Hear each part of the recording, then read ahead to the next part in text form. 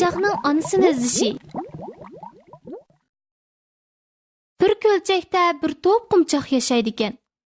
Ularning beshi yo'g'an, quyruqi inchki bo'lib, suvda xushal yashaydi ekan. Kunlar o'tgan sari qumchaqlar cho'ngiyibdi. Ularga avval ikki orqa put chiqibdi.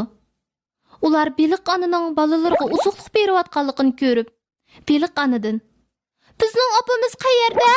deb so'rabdi. Beliq ana: "Sizlarning opanglarning to'rt puti, cho'ng eg'izi bor. Sizlar ov tarafga berib izlab beqinglar" debdi. Qumchaqlar opasini izlash jarayonida uza ularga yana ikki oldi put chiqibdi. Ular bir yerga kelganda toshbaqaga uchrabdi. Hamda uni "Opa, opa" deb chaqiribdi.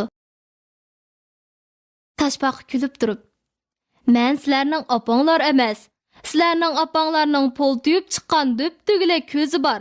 Ustiga yeshil to'n artgan" debdi. Yana bir necha kundan keyin qumchaqlarning quyruqi qisqarib, kichik paqaga aylanishga boshlabdi. Ular suv yuzida yopirmoq ustida o'tirgan paqani ko'rib, ular "Opa, opa" deb chaqirishibdi.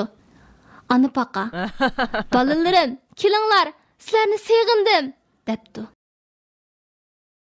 Kichik paqalar yopirmoq ustiga bir-birlab sakrab chiqib, ana paqaning qo'yniga o'zini etibdi.